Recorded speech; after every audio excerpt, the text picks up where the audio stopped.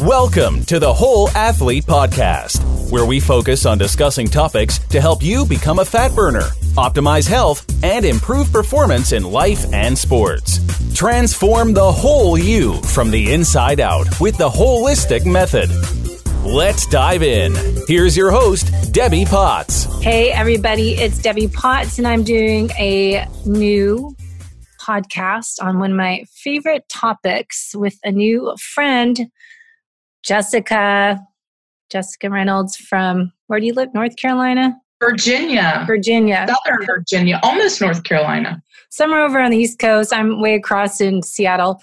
And we met on Jimmy Moore's low-carb keto cruise last week as you were a presenter as I was. And I just loved your story. And I'm like, we must get on the show right away because I think this is a huge story, as we talked before, that you need to share because I know so many listeners can relate to what we're talking about today.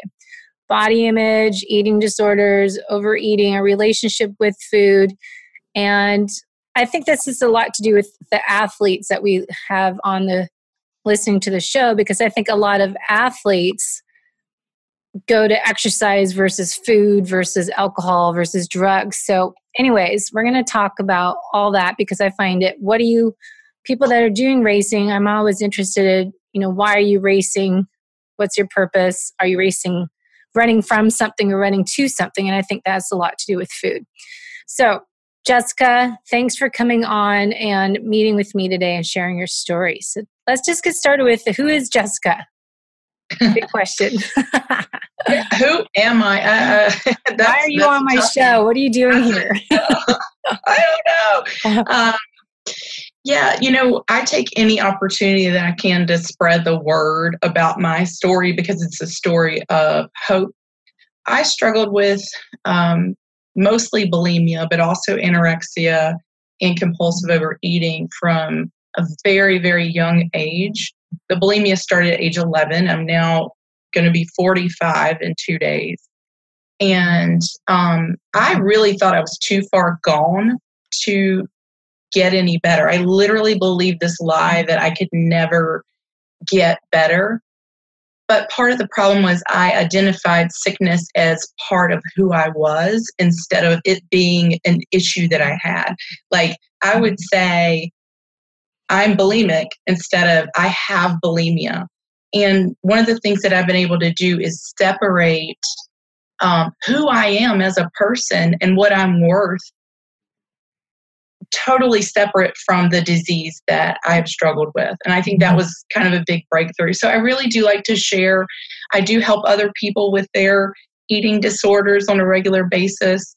I use cognitive behavioral therapy to help people with eating disorders mostly. I do have some clients that don't have it, but typically that's my person. So we do talk a lot about what drives people to use food. And sometimes it's using it for comfort by eating. And then sometimes it's using, one of the things we talked about is compulsive exercise. Mm-hmm. They use the food for comfort.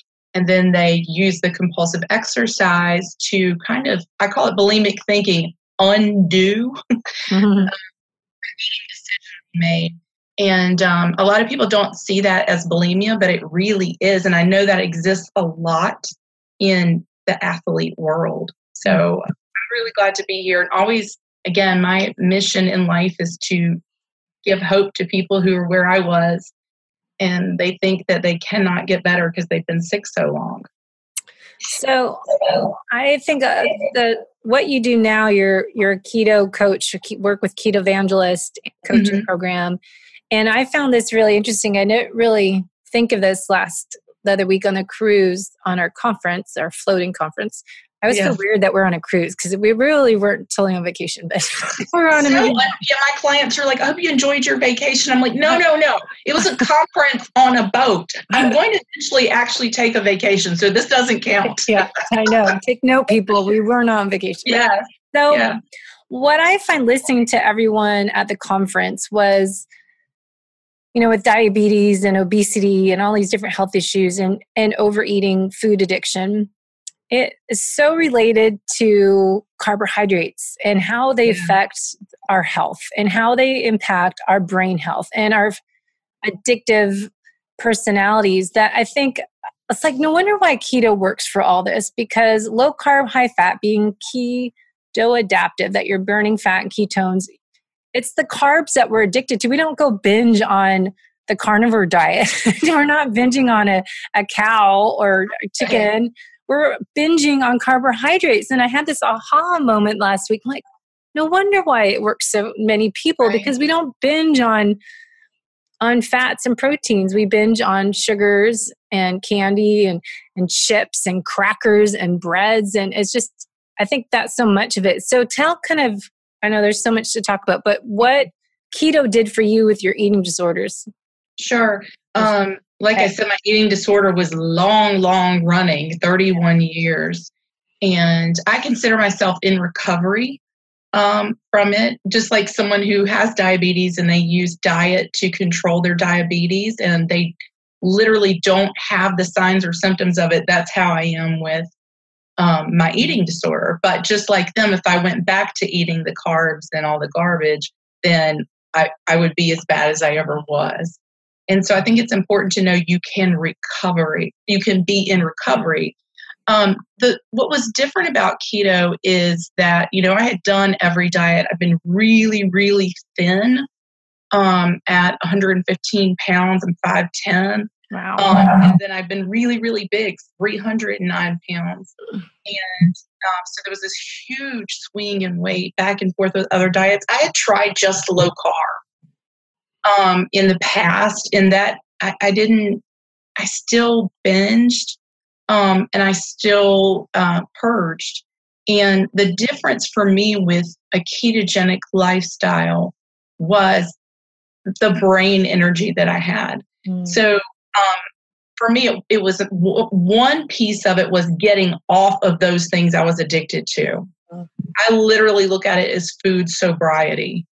And really, it was the first time I'd ever been sober from the foods I was addicted to. But over time, in the course of 2 months, I really realized my brain was working differently. It wasn't just that I wasn't binging and purging. I had never really gone 2 months without binging and purging since age 11. But I did on keto, and I really wasn't thinking about it. I was not obsessing about it. And so what it did for me really is my brain started working in a way that it never has before. I was finally so clear that I had a disease versus the disease is who I am. I really had never been able to look at it that way. And I was able to kind of separate the part of me that sabotages from the part of me, the real me, that wanted to be healthy and whole. So I think there's a physical change that comes with a ketogenic lifestyle. For me, I'd done low carb before, but I had never felt what it was like to be completely free of inflammation. I had never felt what it was like to be completely free of the things I was addicted to. Because on low carb, you can still eat bread type things in just small amounts. So for me, I needed a ketogenic diet where I completely eliminated that sort of thing versus something where I could have little bits of it as long as it was under a certain amount. And I just want to throw in the inflammation you're talking about was all over your body, but also the brain inflammation. Absolutely. Yes. I could not, I feel like my entire life I was in a fog that dissipated when I started with keto. It's like, I say it like this, it's like all the therapy, everything I read, all the work I ever did to try to get well, it all came together. All the therapists held hands, all the bits of information linked in my brain for healing. And I was able to work through my recovery because of the way my brain was operating. And then the other thing, of course, was inflammation. I just felt better all over. I went down a shoe size. And regardless of my weight, I had always worn the same size shoes because however I was doing it, I was still inflamed. So it was a huge change for my body and mind. And I had never experienced that clarity like that in my life. Keto clarity. Literally keto clarity, yes. Yeah. So I think that's a great segue. What I asked a lot of the people that were presenters on our cruise to ask, they're all going to come on the show over time, but talking the difference, and you just made a great example of low carb, high fat to being ketogenic.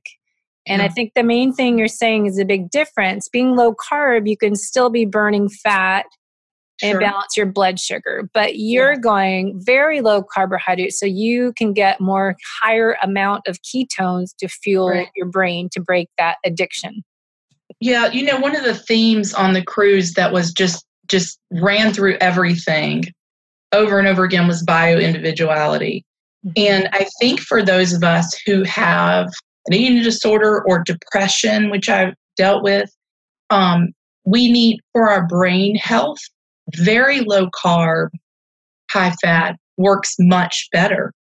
Literally, that's the difference. I did low carb before, but I was still eating, again, things that I was addicted to, for one. And then two, I was in ketosis, obviously, and I lost weight before, but I didn't have the mental clarity. I didn't stop binging and purging. I didn't have the same satisfaction that I have on a ketogenic diet. And then the other thing, I think we talked about this, was that when it's not restrictive, because I know that's one thing that people always say. They're like, well, yeah, but isn't that extreme to do something restrictive? I think it's not. I think it's not restrictive at all. By removing those things I was addicted to, I have freedom. So as with a drug, though, right? So if you had cocaine or marijuana, exactly, if you had beer or wine, whatever your trigger is, to be clean and sober, you need to not have any of it at all. Yeah, to get free. Yes, to get free, you have to not indulge in the thing you're addicted to, not even a little bit. And so that was a big part of it. So that little bit would set you off. And like I say, one step forward, two steps back or more. Yeah. And then you'd have to. Yeah, absolutely. But I think that's a big distinction. When people have addictive personalities, as I said, what are you running from or what are you running to? What's going on in your head that's driving you to exercise excessively or to overeat and closet eating? Like you said, how do you know if you're a binger, overeater, or if you have eating? What were you saying on the I just love that your presentation was like, if you eat in your car alone and hide foods, if you eat in your closet, or do you throw away wrappers? I mean, how many people do that? It's like, oh, I can't show anyone, I just ate that. Right. I think Jimmy said something like, hey, when he said he realized he had an eating disorder when he got food that he had thrown in the trash away and ate it. Yes, that way. And I said, listen, a lot of us have done that, and not everyone has done something that extreme. But if you eat and then you feel guilty about it, like, I should not have done this. Food should not create a guilty feeling. Food is a good thing. It is meant to nourish us. If your food makes you feel guilty, again, if you hide wrappers, if you wake up and you think about food, or if you're at breakfast and you're thinking about where you're going to go, what you're going to have for lunch and dinner, if it's always running in the back of your mind, you have some sort of food addiction. And again, there's this scale of food addiction from slightly to probably me, but it's all something that most people are not aware of. It's just the way they get used to living. I call the eating disorder ED. Yeah, I like that. And it is short for eating disorder, but it's literally the voice of sabotage. And it doesn't just sabotage us in our eating situations. It uses our that voice of sabotage will attack you on your worth, your body image, by using comparison, negative self-talk. All those things point to basically this issue with ED, and basically this addictive issue with generally relating back to food. People do disordered things that they have no idea that are disordered. I saw someone post the other day that she was really tempted to eat some food on Father's Day, and she chewed it and spit it out. And it wasn't on one of our ketogenic pages. It was somewhere else. And that it struck me because, anorexics do that. It's like a typical behavior that you do when you have anorexia. And the person saying it had no clue that that was a disordered thing. And other people were chiming in saying, oh yeah, I do that all the time. And I was like, as someone who is an advocate for wellness from disordered eating, it was like unbelievable to see all these people commenting that they do that.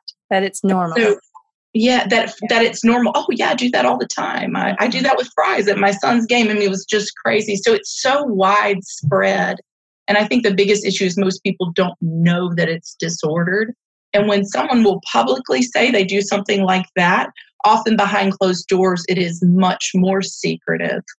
I also mentioned when Jimmy had said that if you manipulate people in your life, even people you really care for, to kind of get them out of the way so you can be alone with Ed or be alone and eat. If you eat normally in front of people and then you go home and eat another meal, all those things are signs of real disorder. So I do work with people to figure out the why, because I find, like I just said a couple of times, that, people go racing because they're just trying to run away from something. So I think with food, there's always the root cause. And I always think of it as an onion, and you have to peel the layer off. And so when I'm coaching people, it's like, all right, well, you do that. All right. And then why? And then break that down. All right. Now what does that mean? And keep going deeper and deeper till you get to the core reason, or the more than that, the kind of the interaction of emotions. Absolutely. That's most of what I do. There's a lot of ketogenic lifestyle coaches. And I think I said this too, and a couple of people had odd looks on their face, but I'm like, people don't come to me for macros. That's what they come to me for. They want to stop a lifelong cycle. I actually call it peeling back the layers of sobriety. Yeah, exactly. First, getting sober is just not it's getting clean. It's getting free from the foods that you are addicted to, so you can start to feel better. And then while you're feeling better, we start to work on the behaviors. And there's always a reason why someone has gotten to that place where food is their companion, where it is disordered.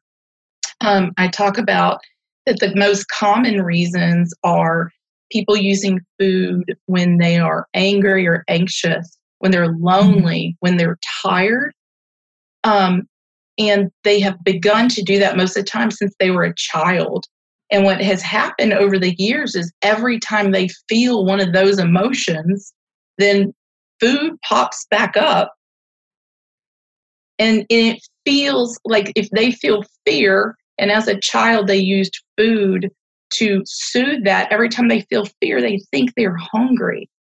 And so there's this huge connection, and almost always it does go back to childhood, or if not, teenager or something. There usually is something that comes up that created that first time that they used food, that they soothed with food. I know that was the case for me, and I find that a lot of times when people get clean, when they are on good, wholesome, healthy, real foods, and I agree, we don't need any kind of junk. We need real foods. When they get that way, these memories start to come back. And beyond figuring out the why, it's helping them change repeating that cycle because it no longer serves them well. And that's really part of the freedom of this. Mm-hmm. So I think in nutritional therapy, and as I'm studying to become a functional diagnostic nutrition practitioner, FDN. Fancy. It's a really long title. FDN practitioner, that it's looking for healing opportunities. So I'll be doing lab testing and looking at correlating that with people's emotions and their main health concerns and their lifestyle habits and genetics and what they're eating. And I think so much of it is looking at, putting the pieces of the puzzle together to work on what I always say, the whole person from the inside out. But I think with your side of coaching, the eating, the relationship with food, you do have to go deep with someone to figure out their relationship with food. Yeah. And whether I want to go deep or not, it goes deep. Yeah. I mean, how do you fix someone if they're not going to be open to doing that, or else you're just on the surface, you don't get anywhere. Yeah. And I think a lot of times people have lost weight on a ketogenic diet, and then they come to me when they discovered they're still struggling. They thought when they lost a certain amount of weight, food would be easy and they wouldn't struggle with binging, or they wouldn't struggle with how they feel about themselves, and they still do. And taking food and putting it in its proper place in your life, which is the background. It doesn't mean you can't enjoy food, but we shouldn't use food other than to nourish and sustain us. We are meant to enjoy it. Otherwise, we wouldn't have all these different taste buds. But we weren't meant to use it to get through life. And that's the part that we have to really address and change, because people, they can say, well, I know how to stick to my macros until I confront or spend time with this person who stresses me out. And then I go back and I binge. And, in times of stress, we are so prone to going back to the thing that comforted us in the past. And for those of us who have food addiction, it's food. And no plan can completely cure you. It's an awesome tool, but no plan can completely cure you if you don't address what's driving you back and why you're keeping on going back and doing the same thing. Well, it's just like we were saying, it just seems like the same for anyone with any addiction is, why do you keep doing that? But, so you're not solving the problem of why you're eating or why you're drinking or why you're racing or exercising compulsively. Right. Absolutely. With the ketogenic diet, though, to help people, I found that I'm very big in nutritional therapy. We say the word bio-individually all the time. But if you dieted, like I grew up dieting, so I relate to all this, the food addiction and that always thinking of food. Because I always teach people, okay, like we're day 1 today, my 5-day jumpstart challenge, my 30-day transformation program. But I don't want them to think of it as a diet. It's new lifestyle habits, creating new relationships to our habits and our food. But to get into nutritional ketosis, do you find like it is beneficial to count those macros? But what I'm getting to is I think it's, to me, if you dieted growing up and you have, issues with having to stick with a food plan and feeling like you're dieting, counting macros to me is hard. Like I'd rather just have people, because personally, I'd rather just measure my ketones and my blood sugar to see where I'm at. But if I have to write down and track those numbers, that's a diet, not a lifestyle for me. And that messes with my head. When you're fighting addiction, there's 2 things that happen when you force someone to count numbers. Either it's too hard and it's overwhelming, and that voice of sabotage is like, you can never do this for life. And that becomes a reason they quit. Or it becomes compulsive. I see people who are like, no, I insist, I must track. And I have to say, I really think you shouldn't. So, like I said, that scale of disorder, there are people who spent their entire life tracking everything they put in their mouth. I had a client who had tracked her food since she was 15. And she even kept the pages from back then that showed what she ate. It's fascinating. But anyway, she came to me back in November, and for the first time in her life in December, she stopped tracking. Because for her, what was holding her back was this control. Like I must know everything. And it wasn't working for her. It was keeping her stressed. She was so worried about the numbers lining up and being perfect that the stress was keeping her from losing. When she finally gave that up, she dropped weight. It was the most amazing thing. Now I got that out, from your presentation, the effect of stress on our bodies. You can't continue to do something that causes your body stress, like counting every bite that you eat, if you are someone who that's been a huge stressor for in the past. And so I would say 90% of my clients don't count. And I start them off that way. Let's just get you off the garbage and put good stuff in. Yeah. And, eventually if we want to tweak, or if you get to the place where it's not obsessive, we add in, the macros, but not for everyone. For some people, we never count. We just judge progress based on, again, we know they're in ketosis from blood ketones, how they're feeling, how their clothes are fitting. For a lot of people, we have to put away the scale. because the scale does not reflect how they actually look, or it doesn't reflect their size even. So yeah, it is pretty different, but I don't think everyone needs to track. I did not. I never did. I lost 135 pounds and never, ever tracked one time. Well, I think weighing yourself is what I was just going to add as well. Is I think I don't weigh myself because when I was really leaner, lighter weight, then I gained weight. Ever since then, I can't weigh myself. And every time I start to weigh myself and like, okay, I need to know where I'm at, it makes me stressed out. And then I'm dieting, or I think of food more versus, like you're saying, I lose weight when I don't think about it. So I always tell people, let's just work on your lifestyle habits. And if you think it's a diet, you're probably not going to lose any weight the short term because you're not being relaxed about it and just going through the process, enjoying There's no peace. Nothing good comes from the scale. And some people will really hate that I'm saying that, but it is the truth. I actually call it, for my clients when they're like, I'm having a great day. I'm feeling good. And then they will message me later and be like, well, I weighed and now I'm really feeling bad. If you are getting your emotional pace for the day based on what I call it kneeling before the scale God tells you, then you need to not do that. It's like stepping on the scale makes people ignore all the other evidence of change. It's like they ignore the fact they're feeling good, that they're looking good, that they're getting compliments, that their clothes fit, that they're more powerful, that they are stronger. The scale trumps all that when they step on it. They ignore all that. And they walk around like there's this flashing sign that says their weight all the time. And so, the scale it's not a friend. It really isn't. It is a minor way to look at success, but it is the least important way to judge success on a ketogenic lifestyle. I think I like what I read. I think it was Dr. Tom O'Brien in a book I just read of his, Measuring Your Waist. Because then you know if inflammation comes down. And just take a measuring tape around belly button. And, if you want to step your feet together, bring your feet together and put it around your waist, your widest portion of your butt. But from inflammation in your belly, that's what you want to look at, health and longevity and performance, but not just count the calories, count how many pounds you've lost and just get obsessed with it. Because I don't think that's really the long term. But going back to, go ahead. So something in there. I was just going to say the only way I got any freedom from the scale, because I was very addicted over the years, especially from the time that I spent in anorexia. I would use the scale many, many times a day. I would go and do something and run around the block and then get back on, or take laxatives and empty my body out and get back on. It was that powerful.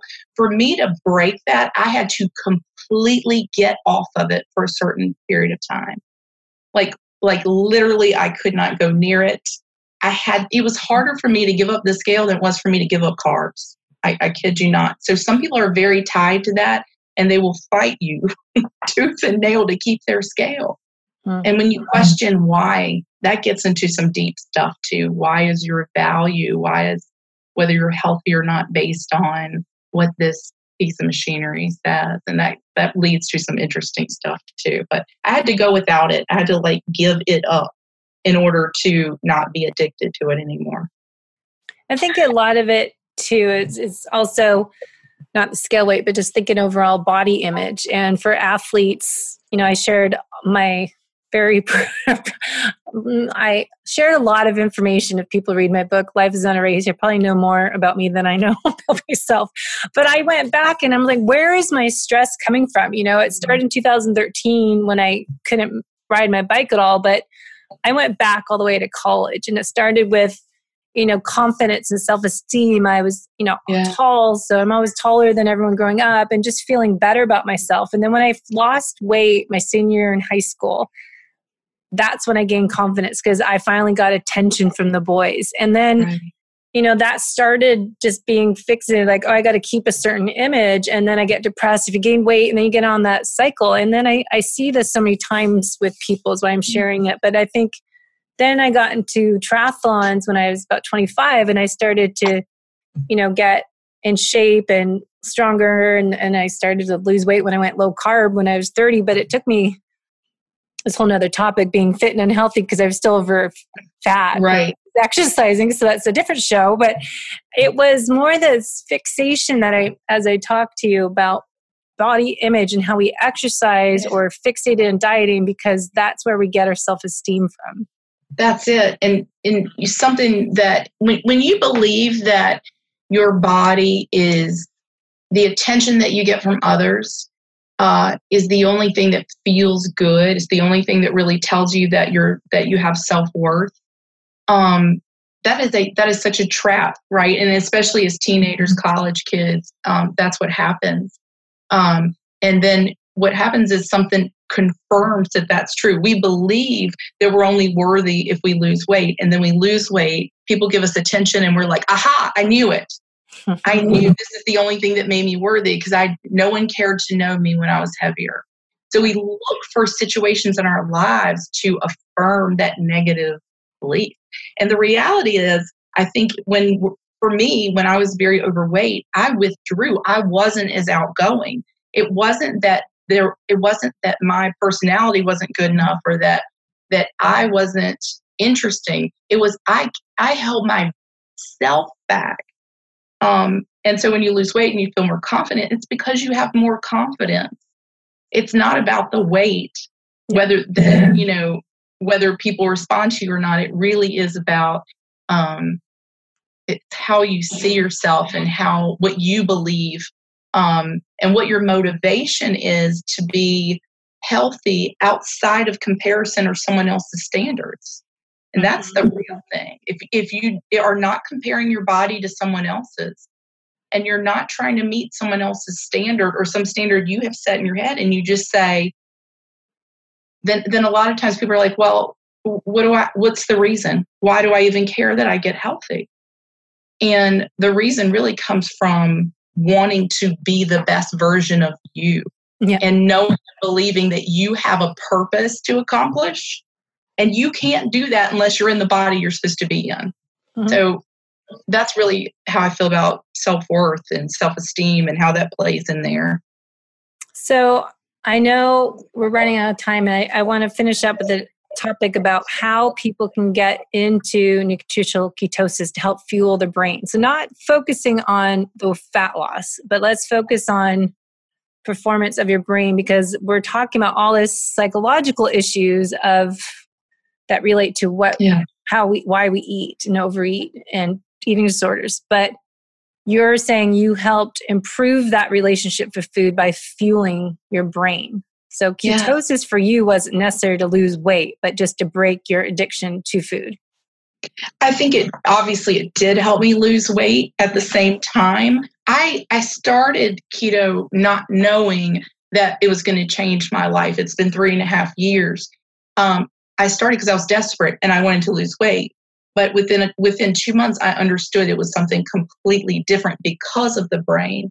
And for a lot of people who struggle with eating disorders, or who have been in the fitness world, we were raised in the era of low fat, and we were raised to count calories, and we were just told this over and over again. So it's really tough sometimes to make that transition to adding fat or eating really fatty, healthy fat. I know that I struggle with that because even though I was large, I still believed that. But it was getting the right ratios, the right amount of fat versus protein for my body. The fat really fuels my brain. We know now. I always love listening to Amy Berger talk about. She didn't do it on the cruise, but other ones, like about brain health and how Alzheimer's is basically because our brains are fat starved. Like our brains die from that. So fat is good for our brains. And I had to embrace that in order for that to help my mind and to break that addiction. Again, you can get into ketosis, but I think the real magic happens when you feel satisfied and your brain and you get mental clarity. If you're on a low carb diet and you don't have mental clarity, you may need to go lower in carbs. You may need to add more fat. Just depends on your situation. I know that's what I had to do. So do you find that you are strict ketosis, and after a certain time, then you're allowed to have a cheat day, or do you not believe in the cheat day? And if you can not be feeling so strict, or because your health will decline in a way if you have foods that are not good for you? My motivation is to keep moving towards the best version of me. So the way I always answer that question, people say to me, Jessyca, you're never going to have this or this again. And I just simply answer, I will never go back to what made me fat and sick. And I also will say, look at your own history. What has happened in the past when you've taken a day off? Was it ever just one day, or did it turn into a weekend? Exactly. Or did the weekend turn into months? So I advocate for absolute sobriety from those things. And I can't think of a good reason why you'd ever add them back. If that's what made you sick and this food made you healthy, the motivation is I don't want to go back to sickness. Yeah. So I'm pretty hardcore on that. Yeah. Well, it makes sense. It's so important to take care of the whole you and listen to those signals. Like I get a headache if I have sugar. So for me, it's right away too. So I know if I'm going to eat that, I'm going to pay for it, and it's not worth the pain and the suffering. Well, your body screams at you. It's like, please don't do that. Once you get it clean and then you reintroduce something. And I work people through this. So, because eventually when they feel terrible and they feel sick and their body's screaming at them, why did you do this? I was feeling so good. I'm like, listen, I want you to write down right now exactly how this feels today. Because when that food is tempting again in the future, I'm going to tell you to go back and look at this. You'll forget over time and it will be tempting and you'll give in unless you can remember how you felt. So let's write a letter to yourself about how you feel like garbage today.